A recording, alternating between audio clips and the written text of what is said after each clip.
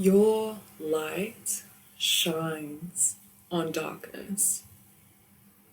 Darkness that wishes not to be seen. That's why it's in the shadows.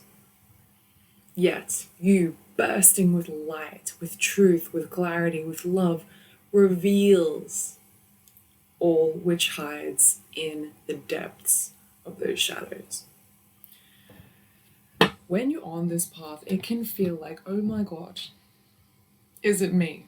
Is it me that's triggering and stirring up all of this bad energy in the field?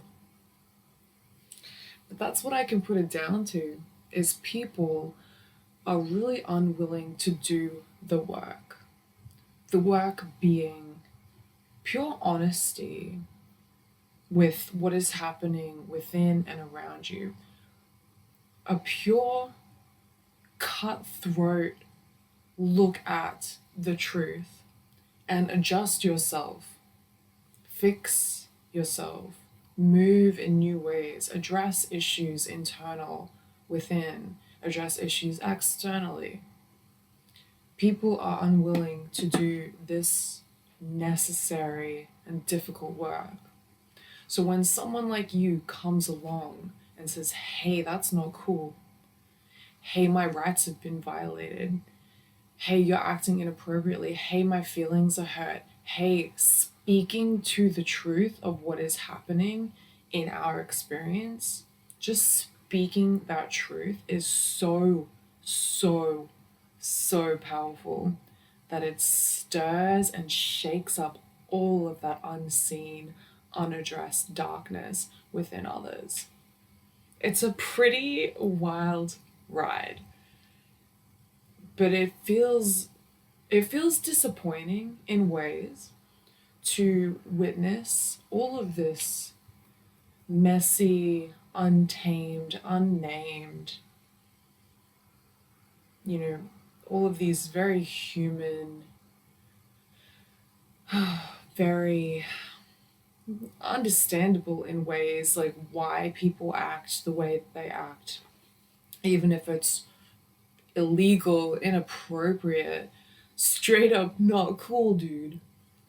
We can understand and empathize why people get into these positions in life, right? Why people end up thinking certain things are okay, even if it's not okay with us. And that's our ability to empathize. And that's how we're able to see the truth, not only from our perspective, but holding multiple perspectives allows a broader view, a broader, more truthful, more accurate clarity around what is actually true, what is actually good, what is actually beneficial for life, what is life affirming here for everyone, not just me. When we act in ways that are, helping ourselves, it's because these things will also help others. I don't ever feel like I'm acting in ways that are truly selfish or truly just going to benefit me. My actions are always taking place from a space of wanting the best for absolutely everyone on the planet, for all beings, for all life to evolve and be loved and to grow in beautiful ways. When you move from these sorts of intentions, the stark contrast that you encounter with others can be so disappointing, debilitating. It can send you into a spin. It can really do your head in. It's hard to imagine. It is sometimes hard to imagine why people do act the ways that they do. But your empathy is your superpower in your understanding of that, right?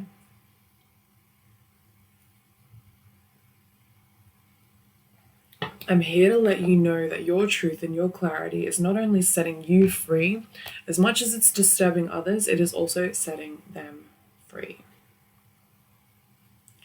It can feel like you're some sort of shadow worker, shining light on all of these demons in all of these dark places and just pointing things out, even if you do it in such a gentle and subtle or even obvious ways. You can do it so gently and calmly and so full of love, and you will still stir people up.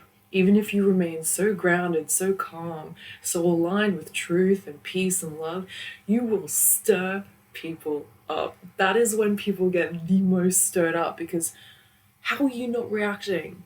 I'm angry at you. I can't stand that you're seeing this part of me and speaking to it, and they try and, throw it back on you, deflect, gaslight. And the more that you're just like, no, this is actually what happened. This is how it made me feel. This is the law. These are the rules.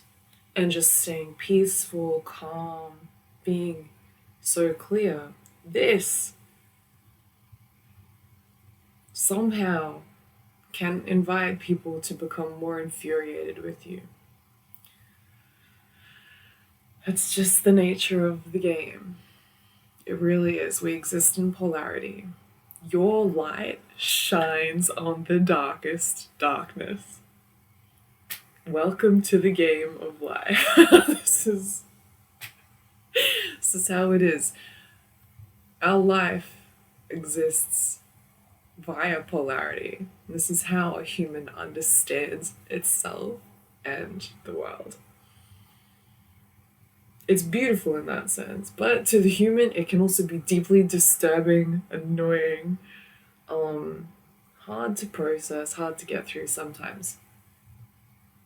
So, here to validate you, love you, sending you love for your process and your journey in remaining true to your light, and remaining true to the truth, in remaining true to being calm, but picking up your sword when you need to. There's this great quote, I'm gonna butcher it, but it's something like, do not recite poetry to a swordsman.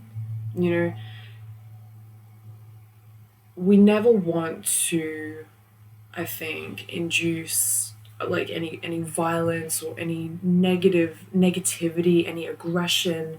We never want to start from that place, right? But if someone is attacking you, so say someone physically attacks you, reciting them poetry won't work, reasoning with them won't work. You need to learn how to defend yourself. You need to learn defense skills. You need to learn a martial art or a weapon or something like that. You need to bring your sword to the table when you're under threat. And that's reasonable. That's perfectly okay. That is you affirming life for yourself.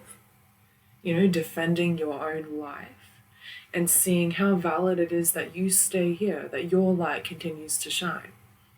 Because you operate from a place of not only being selfish for yourself, not wanting what's best just for you, but you operate from a place of wanting the best for all. And so how deserving are you to stay here and to shine your light and to continue to do this great work on the planet at this time? How deserving are you of that? You are so deserving, because that's what this world needs.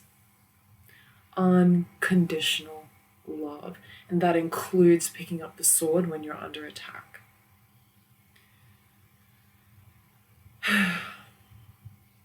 Yeah, it can be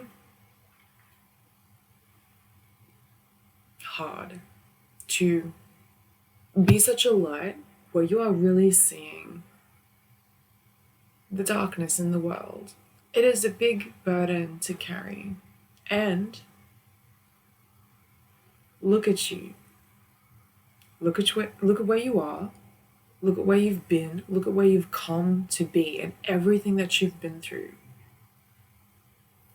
All of the tests, the trials and tribulations, all of the ways in which your heart has been broken open, only to remain open to the unconditional love that is life itself. Look at all that you've been through and where you have come to be. And how deserving that is. How deserving that love is to be present. You were called here. You have been shaped and formed by life itself, by God. to become this very vessel of light and love, which you are. Fight for that. Fight for that light and fight for that love. Because that is what we need. That is what we need on the planet. And do not get confused with you stirring up darkness in others, which was already present in them. You just being this beam of light, now make it visible. And how uncomfortable that would be for such darkness to now be shone upon, revealed, for all of its sickness and ill will. You are here, you are doing your job, and I'm so proud of you. And I hope you can breathe in and feel some of that pride, some of that proudness that I'm extending your way. Keep doing this work. Keep doing this work because you grow so much. And you shine so much love into some of the darkest situations. And truly that is such a superpower. So I love you so much. Thank you for being here, and I will see you